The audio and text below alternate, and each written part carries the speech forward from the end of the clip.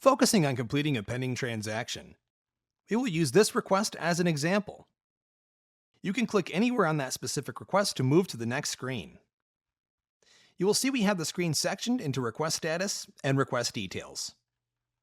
Request status provides your school the next steps on how to complete the request by clicking Manage Request, whereas the request details shows the information provided by the requester that will aid you in your research, along with the transaction timeline.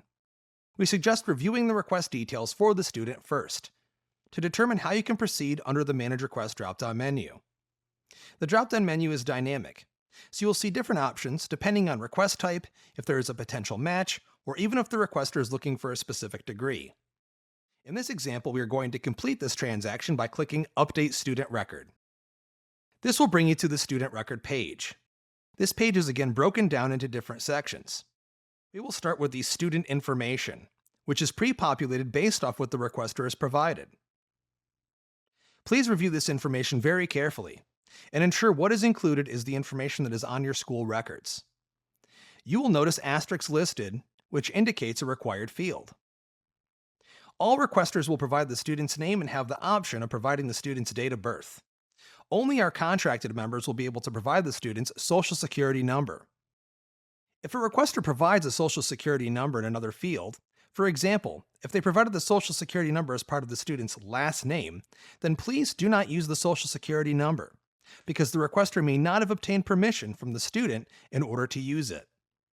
While the social security number and date of birth are not required, we recommend that you provide them, because they will be used as matching logic in our system for future inquiries.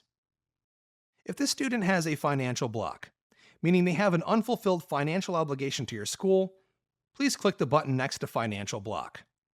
When the block has been indicated, the requester's verification will be closed as unable to respond, and we will then instruct the requester to have the student contact your school so they may take care of the hold. If the student has a FERPA block on their records, please click the button next to FERPA Block.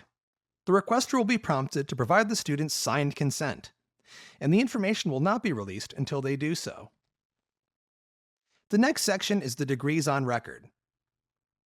Please provide all available degree information you have on record. As you start typing, your school's degree titles will populate in a list for you to select.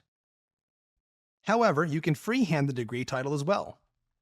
Please only include one degree title per record, as you have the option to add another record by clicking Add Another Degree at the bottom of the page. Although dates of attendance are optional, we do ask that you provide them. It is one of our largest discrepancy types, and requesters often require this information.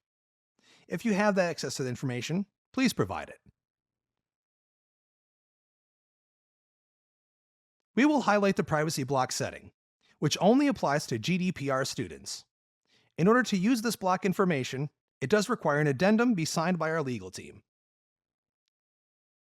Pre-populated comments will always be available if there is additional information that you would like to pass to the requester.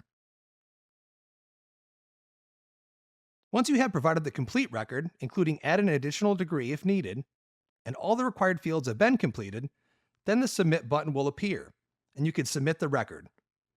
The transaction will then be removed from your queue, and you can move to your next pending transaction.